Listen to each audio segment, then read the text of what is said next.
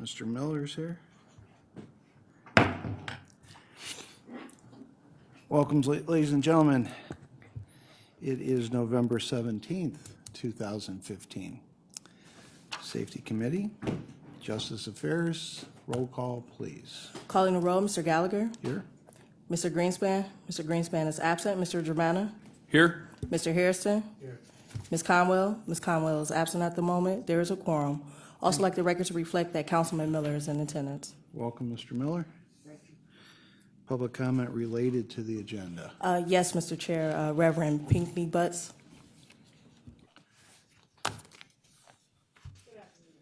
Good afternoon.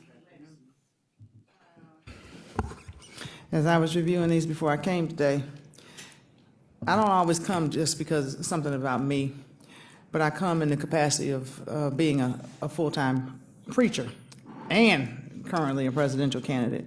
And I want to ask you, for 2015, 232 and 233, would you please give me a little clarity for 232 on the pre-sorting mailing services, what that consists of, since this is a safety committee?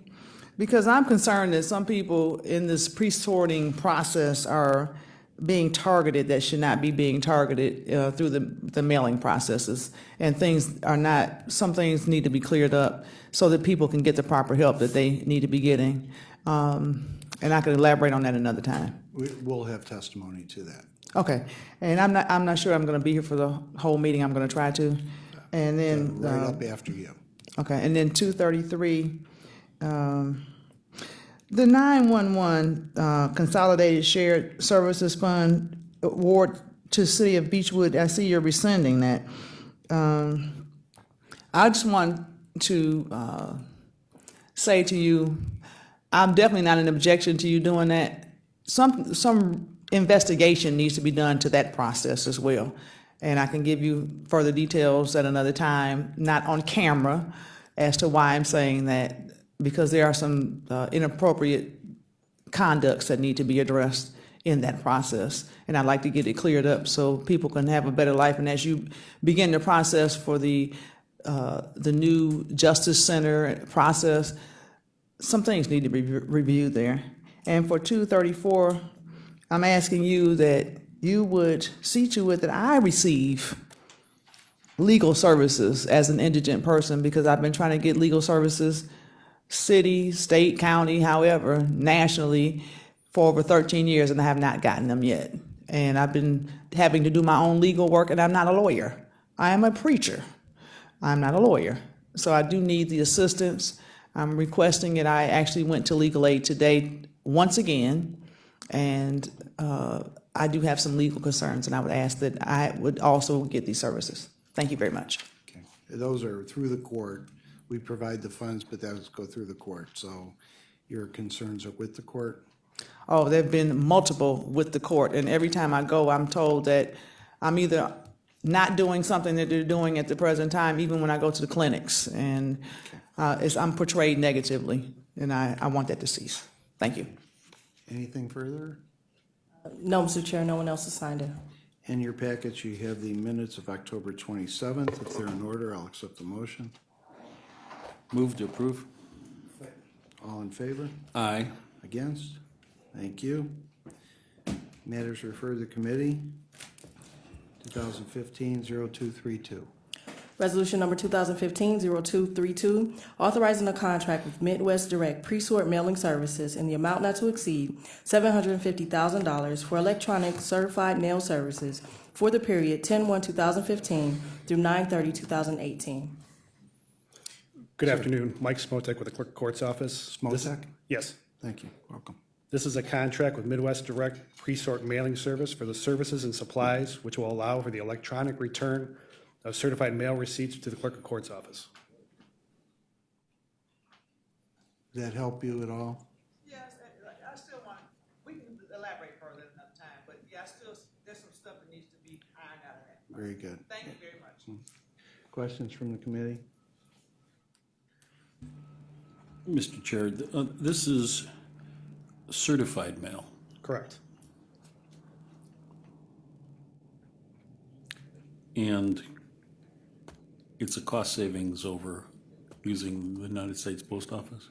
Well, it's still going to be using the United States Post Office. It's a savings more for people, staff time. It's going to free up staff time. Is your mic on? Microphone? Yes? Okay, could you just explain briefly how that's working? Yeah, currently, when certified mail comes back from the post office, we have clerks who manually enter stuff onto the dockets, the returns, good service, bad service. They have to image it. We meter the mail in the office now, deliver it to the post office. That's all going to be taken care of through Midwest now. The returns will come back electronically, so everything will be done for us.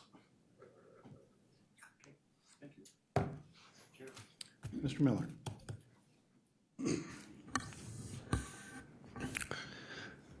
Certified mail is a very expensive process. Is there anything being done around trying to see if there's any areas where we can do things other than by certified mail and still not compromise the necessities of legal service? Currently, we're mandated by law to send it out that way. So something would have to be changed with legislation. And are there any areas where you would recommend legislation to that effect, or do you think that the current requirement is necessary for proper legal procedure? For proper service, I believe it's necessary. Okay. Mr. Miller, to that point, this has been kind of a bone of contention with many of the courts because of the cost. And you also send out regular mail, right, along with the certified, Only if it comes back certain ways. right, and then published in the legal news as far as hearings and procedures. Correct. So there's backup to the backup. I think this is horse and buggy stuff. There's things that can be done, but for whatever reason, the legislature does not seem to see the cost as a problem, and it really is a problem. I mean, as we can see the cost here, but certainly not the clerk, a clerk issue or a court issue. Really, it really falls to the legislature in Columbus. Correct. Anyone further? Question, Yes, sir. Mr. Chairman, is there a true cost savings with this, or you just saving with not having people manpower to do this? That's where the real savings is going to come in, freeing up employees to do other. So how many hours roughly does it take for them to meter the mail and sort it? $750,000 worth of time? A couple hours a day, a few hours a day, 3 to 4 hours a day, people's time. I mean, it's not an additional cost to the county. This is being paid through our current postage budget. Okay, thank you. It's tedious. It really is tedious. Very. And I personally, I don't think it works because some of the people that you're really after aren't going to accept it anyhow, which is why you do the regular mail. And it's published in the legal news, which no one even really knows exists other than attorneys. So it's a dog chasing its tail right now. And it's been this way forever that I can remember. Always. It's always been an incredible expense that I've always thought to be a waste of money. And it ties up your employees. And you have to keep records. It's crazy. It's just crazy. But maybe we can send a message to our illustrious legislators to maybe take a look at this.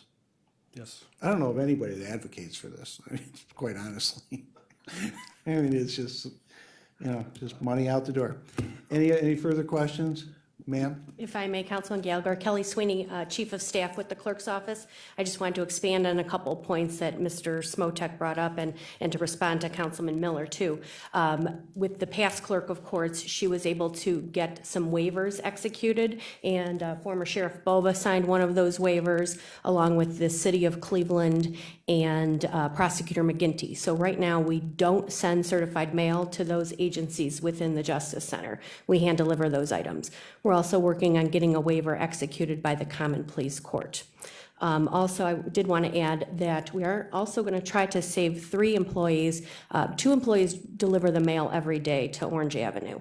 We're going to avoid having that be done with Midwest Direct delivering our mail, and also that might save the need for us having a county vehicle. So the budget savings for us too. Great. Mr. Chair, Mr. Jamel? I see that the period is October 1st, 2015, so we're already taking advantage of this? No, we are not. We just thought it might be done by that point. Okay. So if we pass this second reading suspension, we could start saving money sooner. Yes. I move that we pass this under, Are there any other questions? Go ahead. since it's the saving of money, I move that we move this to full council under second reading suspension. Thank you. Thank Is you. there a second? All in favor to move Resolution 2015-0232 to the full council under second reading suspension? Aye. Against? Thank you. Thank you. Thank you. Resolution 2015-0233. Resolution number 2015-0233, rescinding resolution number 2015-0050 dated 4/14/2015, which made a Cuyahoga County 911 Consolidation Shared Services Fund award to City of Beechwood in the amount not to exceed $1,968,000 for public safety answering point consolidation support for the period 2/1/2015 through 1/31/2016. Director? Chairman. Frank Bova, Chief of Community and Safety, Chairman to Council. We respectfully request rescinding Resolution 2015-0050. This was awarded through the Consolidated Share Services Fund. We're requesting it be rescinded due to the fact that the City of Beechwood, Cleveland Heights, Pepper Pike, Shaker Heights, South Euclid, University Heights, the original reward was for them to consolidate a PSAP. Their plan fell apart.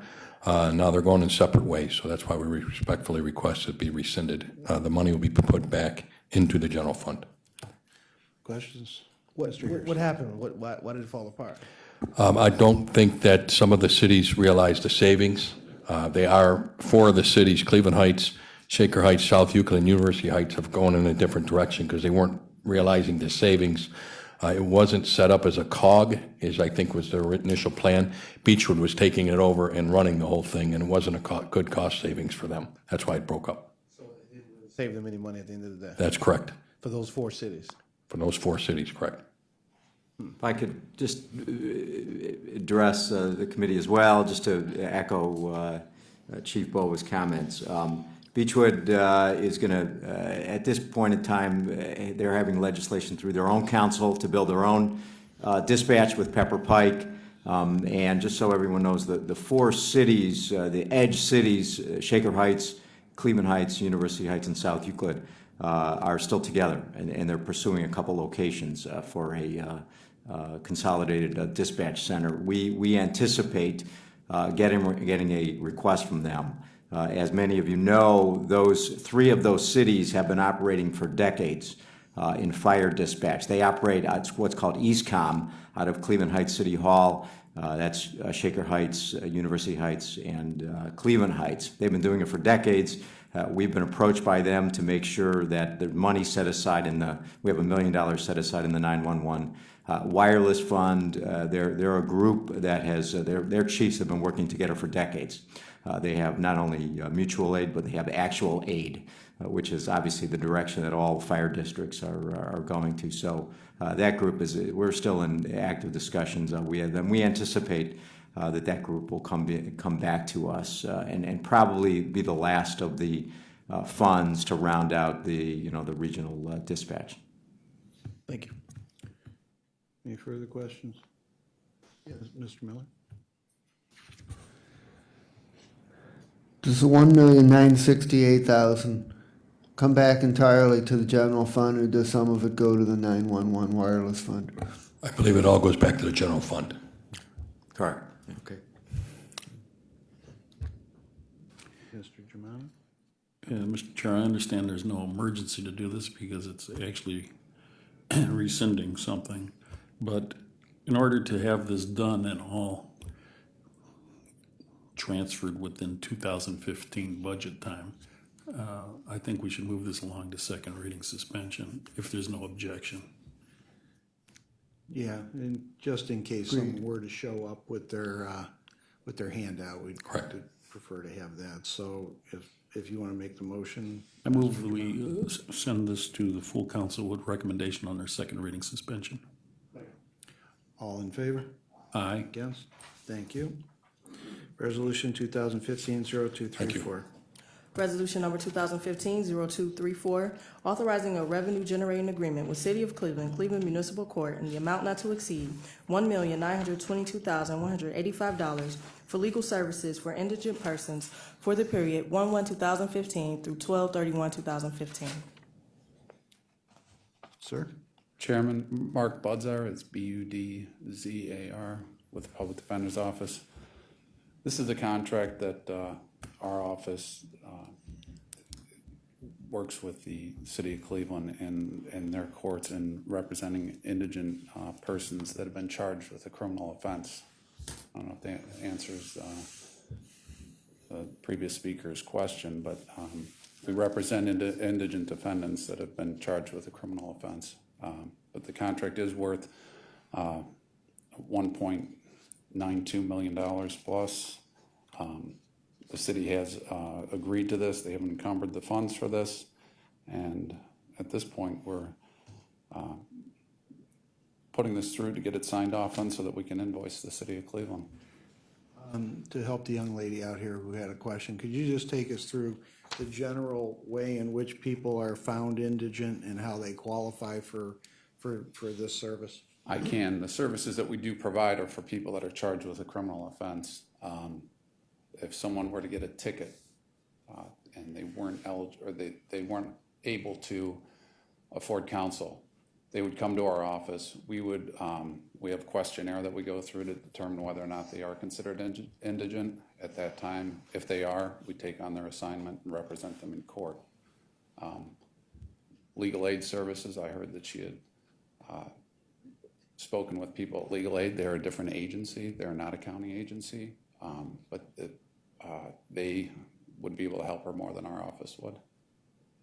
Unless she has a pending criminal offense that she wants us to represent her at, we can determine whether or not she's indigent. But Right. I'm not getting that that's the picture. Right. Yeah. Mr. Germano. So I can understand. So now, this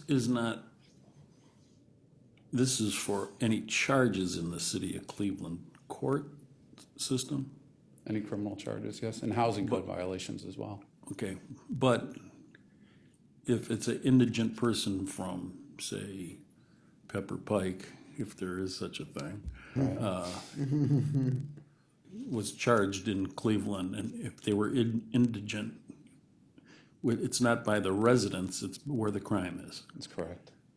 So, Yes, anybody anyone. that has a pending case in the Cleveland Municipal Courts. The court themselves conduct indigency exams through questionnaire, simple questions, as they're in jail and being arraigned.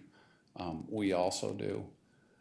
If a police officer writes someone a ticket before their court date, they're to appear at our office to meet with an attorney to determine whether or not they're going to be represented by our office.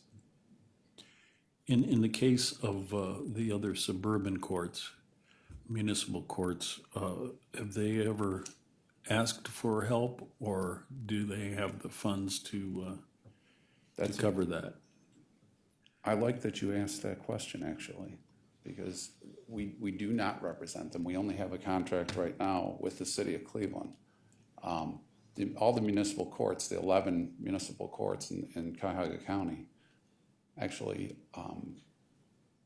appoint assigned counsel. And assigned counsel are then paid for the most part, as long as they're state ordinances, they're paid for by the county out of their general fund. Now, the State Public Defender's Office does reimburse those reassignments, or the assignments in the suburban courts, the same rate that our budget is at 48%. But public defender services at this time are not obtained in suburban courts. Did I answer your question? So would this, if there was collaboration with the municipal courts, it would be a benefit to the cities, the courts, and this would be possibly an expansion of our public defender responsibilities? Absolutely. Are you guys aware of the dollar amount that we spend on assigned counsel fees in the suburban courts right now? I'd be interested in knowing. Well, why we have you here, do you care to, We can go, we can do this at another do you time. care to, toe the line of honesty and, Yeah, and I can say something, you won't say it, but the pushback from those courts would be immense because of those assignments to oh, those attorneys? absolutely. I was a personal bailiff in the Court of Common Pleas for 10 years. I'm well aware of the process. It's amazing how you find Jesus when you're away out from under the thumb. That is true. Do you, I was there. you want to know that? I know you are. I know the answers. I know. You want to know how much money we spend Sure assigning we do. counsel in the Yes, municipal we courts in do. this Yes, county? we do. On one, not including the city of Cleveland, about $912,434 this year out of the county's general budget or general funds. The state then reimburses that at 48% as long as the protocol is followed and the attorneys get the fee bills in on time, the judges in those courts sign off on them, the clerk of courts approves them, they send them down. There's a little glitch right now, but they send them down here for payment, and that $900,000 is reimbursed. The attorneys get their fee bills paid. But if the fee bills, we've all heard this story about the county losing $1 million over X number of years and not having those fee bills processed properly. But so the county loses out, not the attorneys. The attorneys still get paid. But this is a whole nother subject that we could talk about sometime. Well, we'd love to. Janine over there could schedule you and we can Yeah, beautiful. step on a few more, Yeah, I'm sure they all find this quite interesting and spine-tingling, if you will, but I love saving money and I love finding it. And we've been very successful since we've been impaneled of finding money that just seemingly flies out the door. So if this is a place we could look at, I think we are obligated to do so. it certainly is. And I was in Columbus 2 weeks ago, and I was told, God, you guys, you like just passing up on these reimbursements, and we don't. We do everything we can, but there's a lot of ironing out that needs to be done. All right. Mr. Germana, then Mr. Miller. Yeah, just, so, Okay. just a brief answer. So Yeah. what I'm looking for is the public defender can do it cheaper, less expensive than, because we don't want cheap representation, less expensive than assigned counsel? I can't answer that question. Okay, so that's really I what hope we we'd be, could. I'd love to look into it. okay. Yeah. That's a subject for another day, but if it's possible, I think that may be a place for collaboration. And the taxpayers, maybe not the certain officials, but the taxpayers should be served if we could do it in a more efficient way. We have, Chief Bova, myself, and Bob Triazzi have commenced preliminary discussions with it's a Northeastern Ohio Municipal Judges Association. We have a good partner there in KJ Montgomery, who's the presiding judge in Shaker Municipal Court. And these are some of the topics, the expansion of the public defender system throughout the county. That's one of several topics that we're beginning those discussions with her and her association. It's not going to happen overnight. To answer your question that the gentleman couldn't answer, if we had a taxpayer's 8-ball here, it would say that the outlook looks bright on savings. Thank you. Anything else? Ms. Miller, you're okay? Well, if we're okay with that, I'll accept a motion for Resolution 2015-0234 for a second reading, adoption under suspension at the next council meeting. And I assume, sir, that's what you wanted. Well, I was hoping to suspend the second reading and get this in for invoice to the city of Cleveland. They owe us quite a bit of money right now. Great. Okay, all in favor? Aye. Against? Thank you very much. All right, thank you. Thank you, Mr. Keller.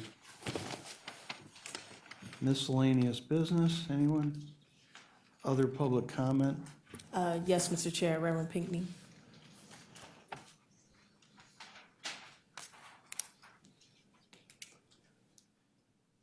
I came for another reason, but I wanted to respond to the gentleman who just spoke. I don't know his name. It escaped me. Mr. Gallagher Yes, ma'am. and council members. I was told, as you know, I'm running for president for the 2016 election, that my running for president of the United States, I was told by a medical professional, is the same as her robbing a bank.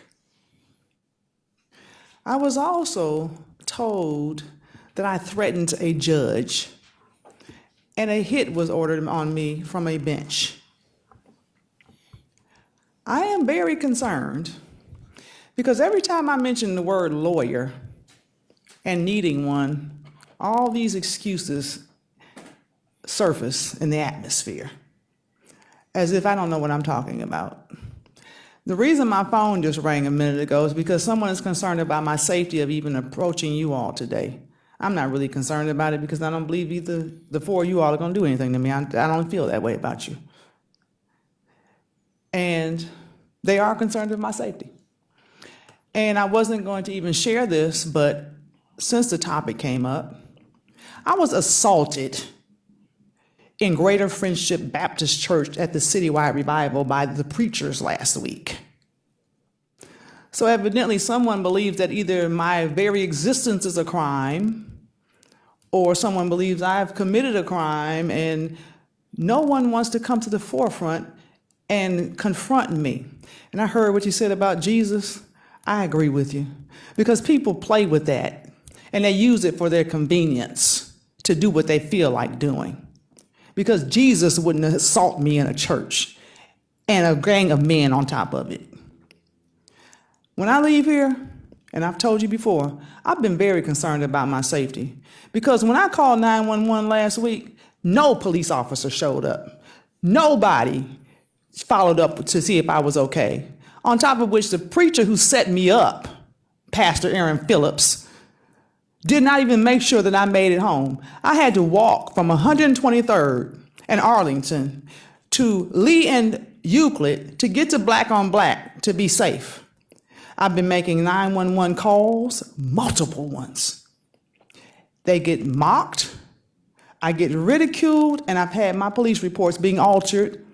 And then for the Cleveland police chief to say to me he sees no need to pursue anything pertaining to this, they need to find Jesus. And they need to find him quickly.